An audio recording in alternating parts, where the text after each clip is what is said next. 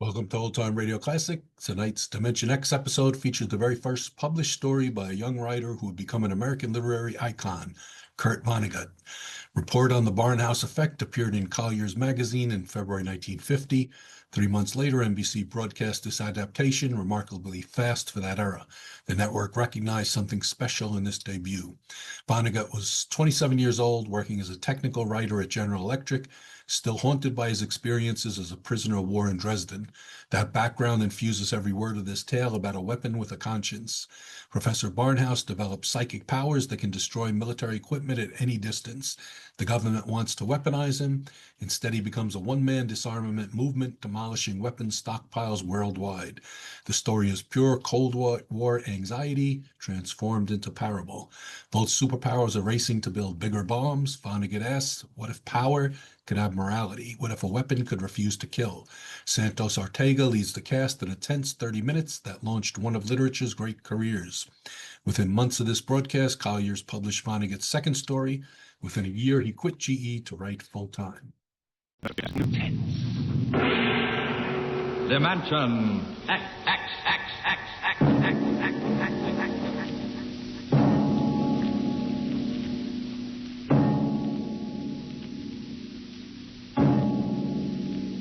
The mind of man is still an unprobed field. Within it lie many mysteries still unsolved.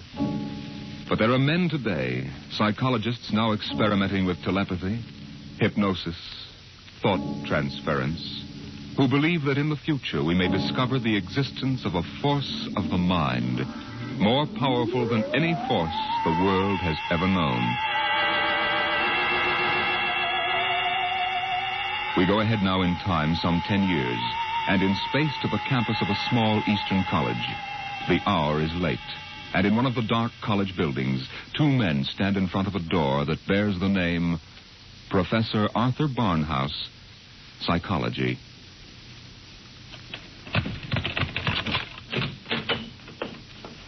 Well, here you are, Clinton. Thank you, Major. Here are the keys to the professor's desk and files. I guess you inherit everything now. You might as well dictate a full report while everything's still fresh in your mind. I'll wait and see you home. Oh, no, that isn't necessary. I'll be all right. You sure?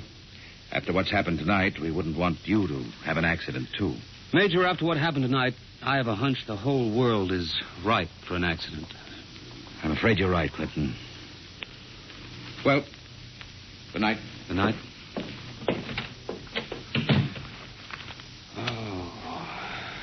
Pull yourself together, Buster. Easy does it. August 21st, 1960. Restricted report from George Clinton to the Secretary of Defense, Secretary of State, the FBI, National Security Board, etc., etc., etc. Subject, the so-called Barnhouse Effect, and Professor Arthur Barnhouse, who discovered it. I first met the professor 2 years ago in the fall of 1958. He was a professor of psychology here at Wilton College, and I was here on an instructor's fellowship in the psych department. They assigned me to be Barnhouse's assistant, and he needed one. He hardly ever remembered to go to a class, and he didn't seem to do anything else either. For 3 months, I watched him sitting at the desk here in his study. He'd either stare at nothing for hours or fall asleep, nodding over his mess of papers. I couldn't understand it, and it was none of my business. But one day, I thought I'd better give him a shake. What? I said it's 2:15, Professor. Don't you want to go to your 2 o'clock class? Don't you want to mind your own business? I beg your pardon. Sorry, Clinton. Forgive me. I don't know what gets into me. Forget the class. The kids would rather be outdoors anyway. Okay, Professor. In that case, I'm sorry I woke you up. It's all right. I just can't seem to get my sleeping done at night. Clinton, what do you know about the international situation? Well, I'm no political scientist, if that's what you mean. I read the papers when I have time. Well, that's the way I've always been. Lately, I've had to look into it. I stay up nights looking into it. Professor, I don't want you to take this personally or anything, but... Well, sir, I wonder if you'd mind if I asked to be transferred. You mean you'd rather work with somebody else in the department? Oh, no, sir, it's not that. I think maybe there's a chance for a psychologist to work on that government project. Government project? Oh, yes, that army thing. Yes, sir. They're trying to develop robot pilots for their new fighter rockets so they'll be expendable. Oh, yes. Something else designed to replace men. Yes, sir. And you know, it's a funny thing. The robots work just like human brains. They get overworked or overloaded or something, and they have nervous breakdowns. Now, if I could only find out what drives those electronic brains crazy, why, I'd feel Clinton, that I would... if you want to study a brain that's going crazy, never mind the robots. You can go to work on me. What are you talking about, sir? I don't know. I'm either crazy as a bedbug or a... Clinton, I wish you'd help me find out. Are you serious, Professor? I never was more serious in my life. I'm afraid I'm going out of my mind. But why? What makes you think so? This is what makes me think I'm crazy. Those dice? Clinton, do you know what the odds are against my rolling a 7? Oh, about 5 or 6 to 1. Watch. 7. Now, what are the odds against my rolling it again? Twice in a row? Plenty. About 100 to 1, I'd say. Watch. Professor, you're hotter than a $2 pistol. It's funny. That's what they said 8 years ago when I first discovered this. Discovered what? This force of the mind. I call it dynamo-psychism. You mean you shove those dice around just by thinking about it? People have always thought there could be a force of the mind. You know that. Fortunately or unfortunately, I've learned to control it. Yeah? How did you happen to find out about this, Professor? Well, it was about 10 years ago, back in 1948. I made the mistake of going to a psychologist's convention, and in order not to appear unsocial, I happened to find myself, for the first and only time in my life, in a dice game. What happened? I didn't have the faintest idea what was expected of me, and someone told me to roll 7s. So I did. 10 of them. I'll bet you weren't asked back into that game. That night, in my room, I realized that it simply couldn't have been an accident, Clinton. I tried to reconstruct the exact scene, the position of my body, and finally, the thoughts in my mind. And that was what did it. I remembered what had been my train of thought, and I proceeded to roll 7s, not 10 consecutive times, but 50. Oh, brother, there it is again. Professor, can you do anything else? I mean, besides shove dice around? You see that inkwell on my desk? Sure. Watch it. Don't take your eyes off it. If nothing happens, say so, and I shall go quietly, even happily, to the nearest sanitarium. Okay, Professor, shoot. Hey, why, it just blew up. Yes, I'm sorry. I didn't mean to splash ink on your suit. That's okay, Professor. What was that funny noise? Oh, that. The dynamo psychic waves are a little like ultra-high frequency waves. Sometimes when I turn on the power, they create a kind of static. Listen, Professor, how much power have you got? Could you blow up anything, well, you know, big? I could flatten the Great Wall of China. Boy, you'll make the helio-oxygen bomb look sick. That's what scares me, Clinton.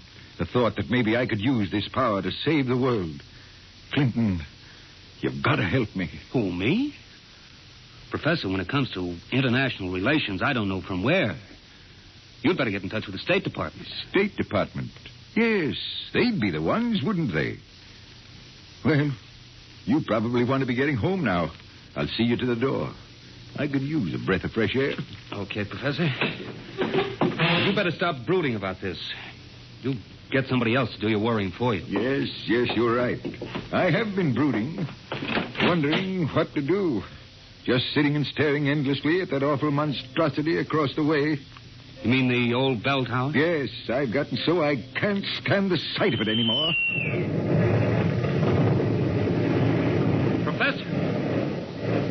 Professor, look, what... Well, there's nothing left but a pile of rubble. Oh, my, I didn't really mean to do that. Well, you see, Clinton, it's got to the point where my lightest whim is more dangerous than a blockbuster. Professor, you get in and write that letter to the State Department right now. You packed too much of a wallop.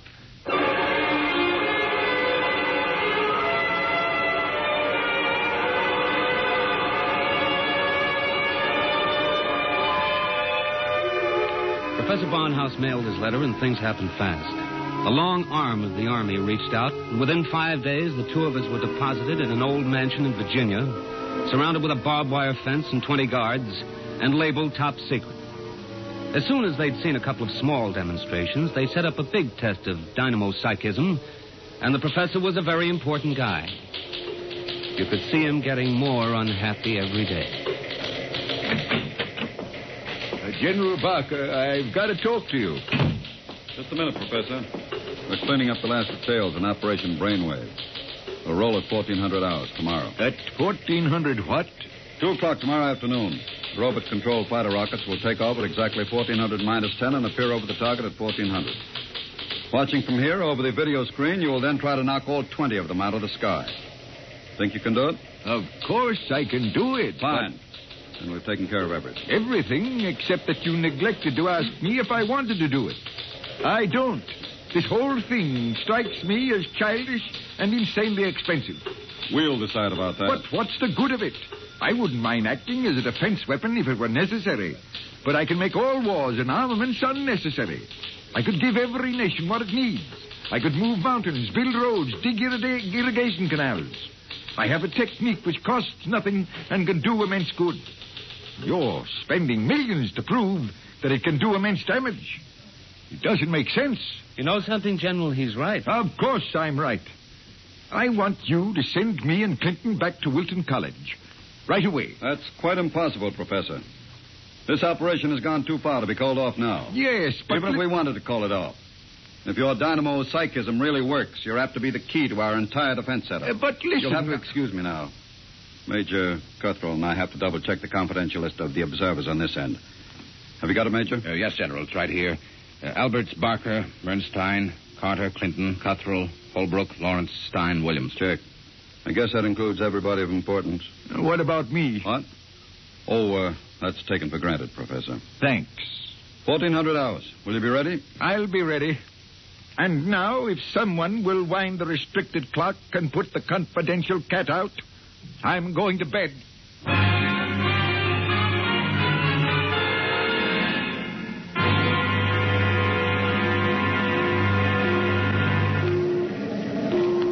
YDR to brainwave control. Observation plane to brainwave control. Come in, please. That's McKinley in the observation plane. Cut me in. Hello, McKinley. Reading you clear on the speaker. Everything all right? All okay, General. Takeoff uneventful. Fighter rockets now flying on course in perfect formation. Altitude 5,000 feet. Airspeed 865. Visibility unlimited. Are you tracking us? We've got you on radar. Haven't picked you up on the video screen yet.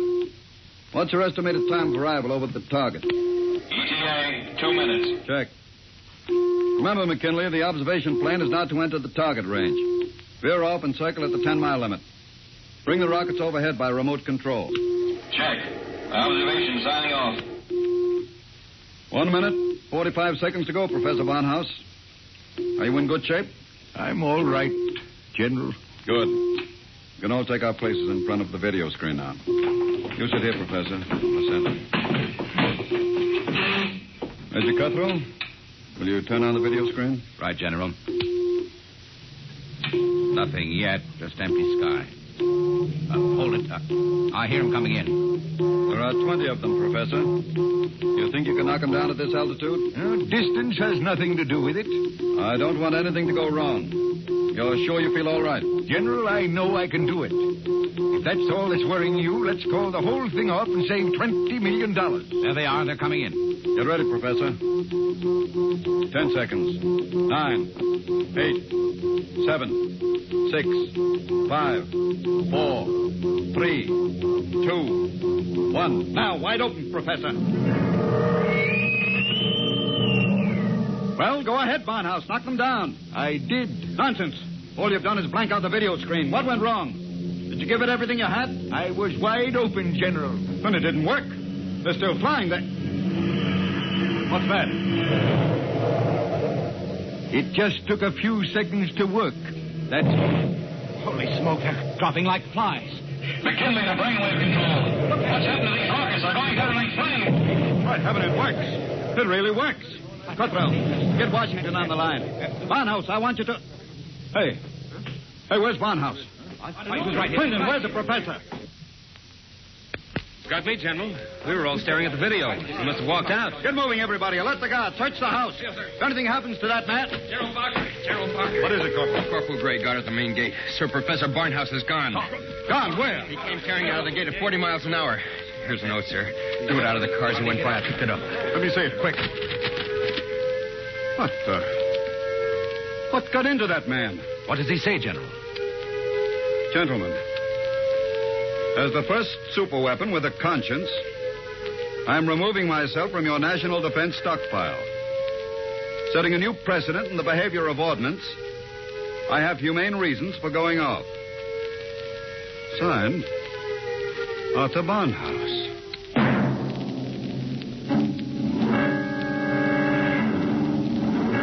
Barnhouse was gone, and within 12 hours the world was on a spree. The headlines were glorious or terrible, depending on what you think of the things the way they are. Barnhouse flattens helio bomb factory. The dynamo's psychic waves reached every corner of the world. In every country, every continent flashed the news of what was happening. Hey, Barnhouse knocks out hidden atomic stockpile in Asia. There was a new kind of war, the war of tattletales. Secret agents of every country hunted for the hidden armaments of their enemies, yelled about them in the newspapers, and immediately there'd be that warning burst of Barnhouse static, followed by... Radio-controlled fleet blown up on secret maneuver. The professor was out to make peace or bust, and nothing like him ever was.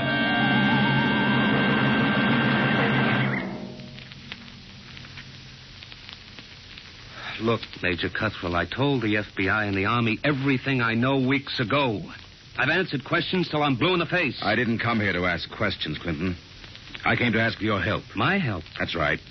To find Barnhouse. What if I don't want to? If you're his friend, I think you'd better. Why pick on me? You've got the FBI, the police, and Army intelligence. Why can't you find him yourself? We're trying. But you know the man well. You could spot him where we wouldn't. And you're the only one who can. Maybe.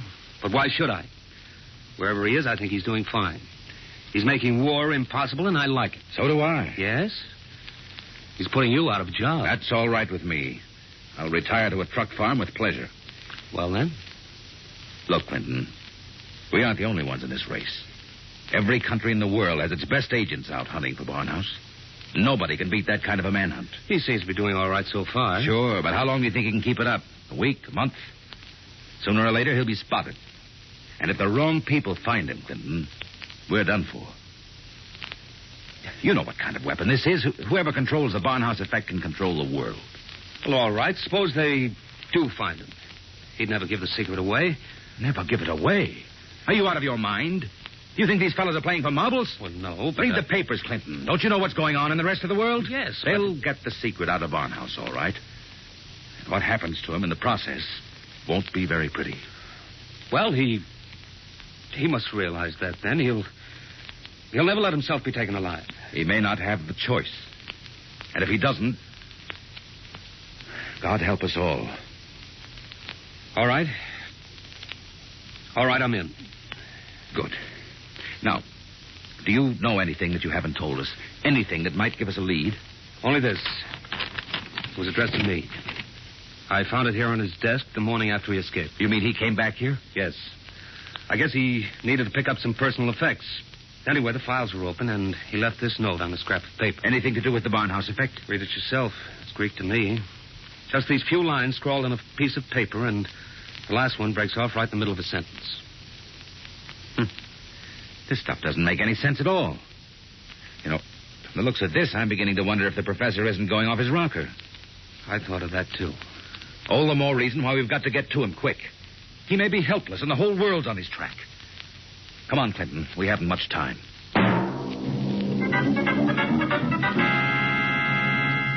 You say you do recognize this photograph, Mrs. Reardon? I tell you, it looks like Mr. Balfour. He had the second-floor front room for quite a while, but he left, I should say, about a week ago. Say, is he wanted for something? Yes, if he's the man I think he is. Well, now, I'd say you're looking for the wrong fella. That Mr. Balfour, he couldn't be a criminal. Why, he wouldn't even harm a fly. He spent all his time in his room, just thinking.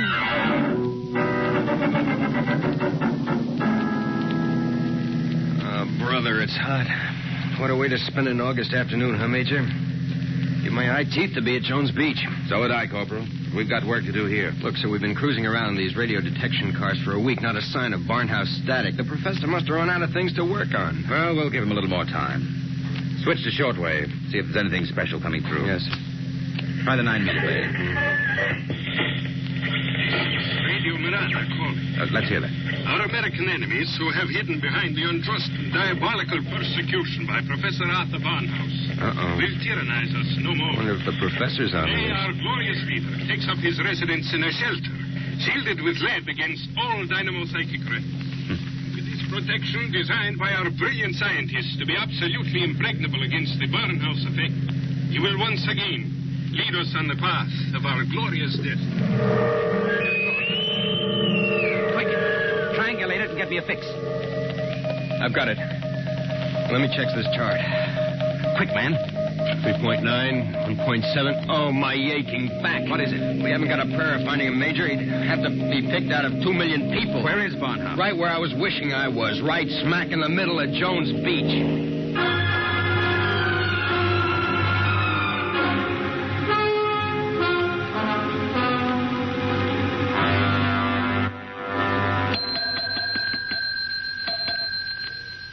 Gents, we're full. No more rooms tonight. We don't want a room. Do you recognize this picture? Who wants to know? Uncle wants to know. Oh, excuse me. I'm sorry. Let me see it.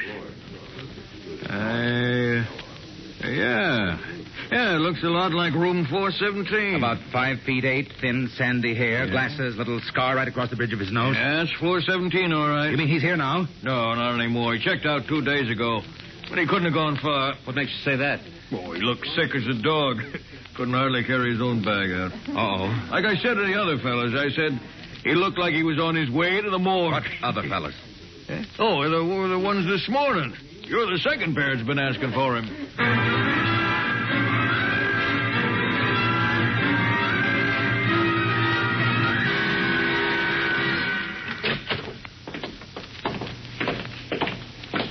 Here we are, Ward 15. This way, gentlemen. You're sure he's here, nurse? Oh, yes. Thank heaven we're in time. Well, I wasn't on duty when he came in, but one of the other girls told me he collapsed in the street. The ambulance brought him in. Poor guy. He must have really had it rough. Oh, here you are. Bed number 78. This is your man. Wait a minute. This isn't Barnhouse. But I was perfectly sure. Oh, wait, let me check his chart. Dismissed 8 p.m. Only an hour ago. Oh, dear, now I remember. Remember what? If he was sick, why did you let him go? Well, 2 of his friends came and took him away. They didn't want him in the charity ward. They said they'd make sure that he was taken care of.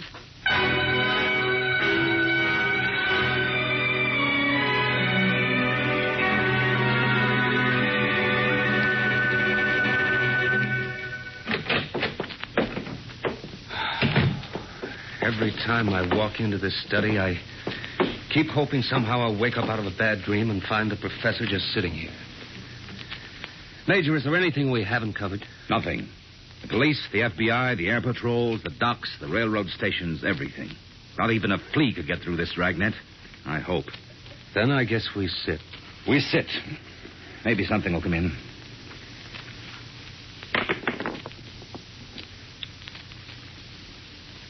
You have to roll those dice. I'm sorry. I wasn't thinking. An hour. That's what's driving me crazy. 1 hour sooner, and he'd have been in our hands, not theirs. I know. Well, maybe he's still all right. How can he be all right? He's in the hands of a foreign power. We don't know that for sure. The professor was a likable little guy. He couldn't have lasted this long if he hadn't found some friends. Maybe they came and took him away. Well, grab that. Hello? Yes? Clinton, is that you? Professor Barnhouse. Clinton, they've got me. Who's got you? Where are you, Professor? I don't know. They said something about taking me to an airport. An airport? Which one? Listen, Clinton, I've got to tell you. The inkwell. What are you talking about? Remember the inkwell? Professor. Professor Barnhouse. Operator.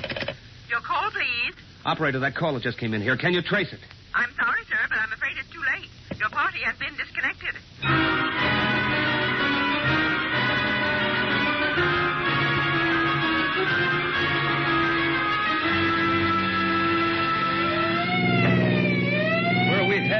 He didn't say which airport, just a hunch. The commercial airfields are all covered. But there's a little private field out here, I remember. Hasn't been used in years. Better be the one. They didn't have too much of a start on us. Maybe we'll make it in time. Step on it, Corporal. Wide open, Major. How'd he sound? Did he say who had him? No, all he got out was airport and something about an Major, Mr. Clinton, there's a tail light up ahead. Must be another car going like the devil. You're right, I see it. They're turning into the airfield. Come on, faster. Hold everything. Look up ahead. They're switching the floodlights on at the field. There's the plane down at the other end, all warmed up and ready to go. We'll never make it on the road. Hang on, I'm going through the fence. Right.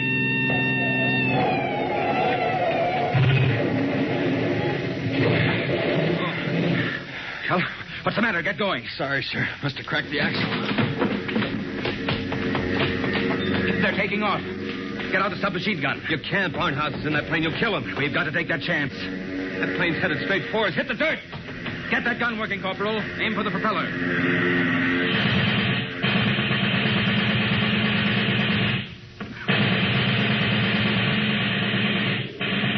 Couldn't get him, Major.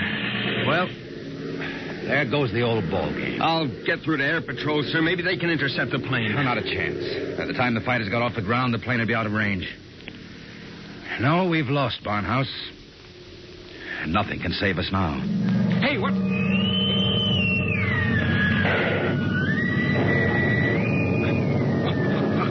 What hit me? Clinton, are you all right? Yeah, sure.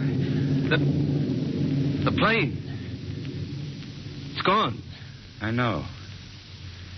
Barnhouse blew it right out of the sky. He wouldn't let himself be taken alive. Boy, he really did it the hard way. Poor guy. He shouldn't have had to be a hero. All he ever wanted was peace. Peace? What's that? Now the arms race will start all over again. And with Barnhouse gone, what's left to stop it?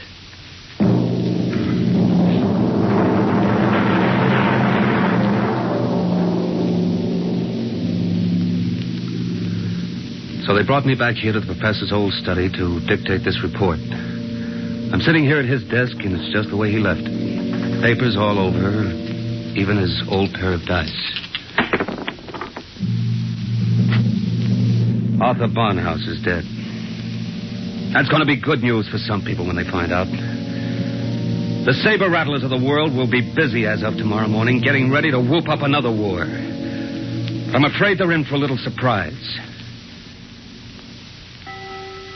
It's 3 a.m. now. And before morning comes, I intend to vanish, disappear completely. That's the last that anybody will ever see or hear of me directly. That's why I want to tell you now. I've been looking at the new inkwell here on the desk. The professor's last words were something about an inkwell. And in it I found a little scrap of paper. Just a few words, but they complete the note I showed the major. The note that didn't make any sense. The whole thing makes sense now. Professor Barnhouse may be dead. But you haven't heard the last of the Barnhouse effect. Not yet. I've been experimenting while I've been talking to you. And now the time has come for me to say goodbye. You see, I've just rolled my 50th consecutive 7.